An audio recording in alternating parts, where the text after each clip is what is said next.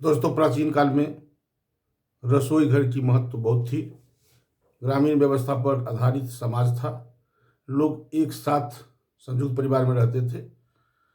यह तब परिवार की कल्पना शुरू की गई जब लोग नियोलिथिक पेज कर सकते हैं या ऋग्वैदिक काल में लोग गुफाओं के अंतरालों में अस्थायी रूप से रहने लगे और गांव का निर्माण हुआ। लोग परिवार में संयुक्त रूप से रहते थे और कॉमन किचन हुआ करता था, यानी रसोई घर में जितनी भी महिलाएं परिवार की होती थी सब मिलकर खाना बनाती थी और साथ में भोजन करते थे। परिवार के सारे सदस्य लोग एक साथ रहते थे। समय का चक्र बढ़ते गया, परिवार बदलते गए, परिवार संयुक्त रूप से हो गए और सभी सदस्य एक साथ रहने लगे। धीरे धीरे लोग अपनी जिंदगी को परिवर्तित रूप से करने के लिए किचन का महत्व बहुत अधिक दिया गया, ताकि वहाँ पर छोटे मोटी बातें चर्चाएं खत्म हो जाती थी। इसके पश्चात विकास के लिए एकाकी परिवार या जिसको आप एकल परिवार कह सकते हैं का विकास हुआ। लोग शहरों में जाने लगे, शहरों में परिवार का आकार छोटा हो गया और वो आपस में रहकर भोजन करने लगे, यानी वहाँ परिवार के जो सदस्य होते थे वो साथ में भोजन करने लगे। शहर में परिवर्तित रूप आने लगा, शहर में विकास हुआ। अब भोजन कम बनने लगे और भोजन को बना बनाकर लोग फ्रिज में रखने लगे। फ्रिज के बाद उसको ओवन में भी गर्म करके लोग खाने लगे, यानी एक दिन का बना हुआ भोजन 3 दिन करने लगे। रसोई घर पर कम बोझ पड़ा, रसोई घर की महत्ता समाप्त होने लगी। तत्पश्चात बड़े बड़े शहरों में भी अब किचन का स्वरूप बहुत बदल गया। वहाँ पर कॉमन किचन हो गया है। आए दिन मैं एक उदाहरण बताना चाहता हूँ। नोएडा, दिल्ली, मुंबई इत्यादि जगहों में जब जाएंगे तो एक एक फ्लैट में 60-60 फैमिली, 100 फैमिली रहते हैं। उनके नीचे में एक रसोई घर होता है। अपने इच्छा अनुसार वहाँ भोजन बनवा के लोग करते हैं, यानी अपने किचन से वो मुक्त होते चले गए। गुजरात का उदाहरण बता दूं।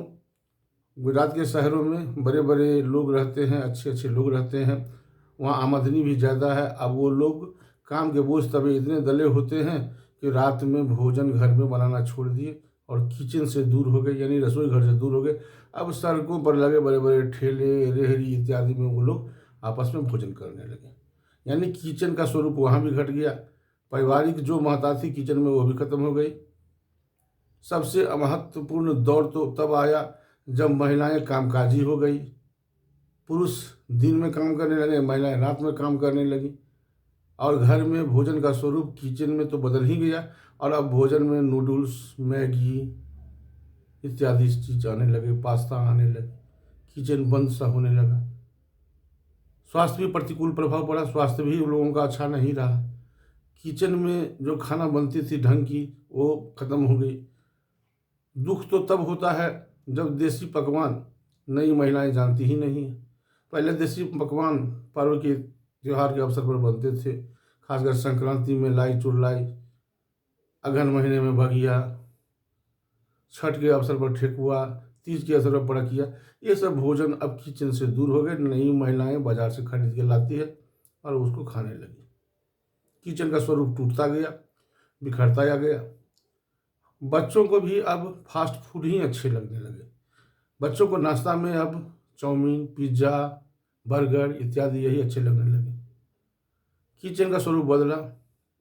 किचन में महिलाओं की भागीदारी कम होने लगी और भागीदारी तो तब कम होने लगी जब इस फूड रिटेल चेन में बड़े बड़े घराने सब आ गए।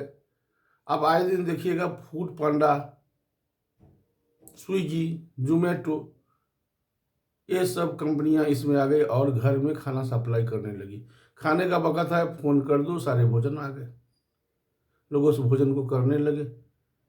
दुकान का भी नाम बदल गया। दुकान का भी नाम हो गया चाचा पराठा, आंटी की रसोई, मौसी का पकवान, भोला लिट्टी। इतने सारे चीज़ आ गए कि अब किचन का स्वरूप घटते चला गया। महिलाएं जो किचन में अपने हाथों से खाना बनाती थी, जिसका स्वाद कुछ और होता था, अब वह स्वाद बेस्वाद हो गया और मजबूरी में बच्चे उसे पसंद करने लगे। बच्चों को तो शहर के खाने इतने अच्छे लगने लगे कि माँ को उन्होंने किचन से ज़बरदस्ती निकालने का प्रयास किया। और अब माँ भी क्या करेगी, माँ भी खाना नहीं बना सकती। अगर बनाती भी है तो किचन का खाना उन्हें पसंद नहीं आएगा। सबसे मेरा सुझाव है, किचन नाम की संस्था जो टूट रही है, खासकर नोएडा में देखता हूँ कि बड़े बुजुर्ग फ्लैट में रहते हैं, वो खाना बनाने के लायक नहीं है, उनका टिफिन पैक खाना आता है। नए लोग के परिवार लोग उनके साथ तो रहते नहीं हैं, बूढ़े बुजुर्ग को साग सब्जी लाना इत्यादि बहुत कठिन है, वो टिफिन पर डिपेंड हो गए। किचन का स्वरूप टूट गया। किचन का स्वरूप टूट जाने से आपको मैं बताना चाहता हूँ कि अमेरिका जैसे बड़े कंट्रियों में परिवार बिखर सा गया। संयुक्त परिवार तो टूट ही गया, लेकिन एकाकी परिवार भी बिखर गया। कब भोजन करना है, कब नहीं करना है, क्या भोजन करना है, कहाँ नहीं करना है, कौन सा स्वादिष्ट भोजन है, कौन सा में न्यूट्रिशियस है, ये सारा चीज़ खत्म हो गया। मेरा छोटा सा सुझाव, खाना घर में ही खाना चाहिए, स्वादिष्ट होता है। बाहर का भी खाना खाएं, ऐसा नहीं कि बाहर का नहीं खाना, लेकिन उन खानों में अगर आपका घर में ही वो खाना बन जाए तो घर का खाना हम क्यों नहीं खाएंगे। अंत में कहूँगा मैं कि किचन से महिलाओं की आज़ादी मिलने वाली है। मेरा टाइटल भी है कि आज़ादी किचन से मिल गई और मिल भी जाएगी आने वाले समय में।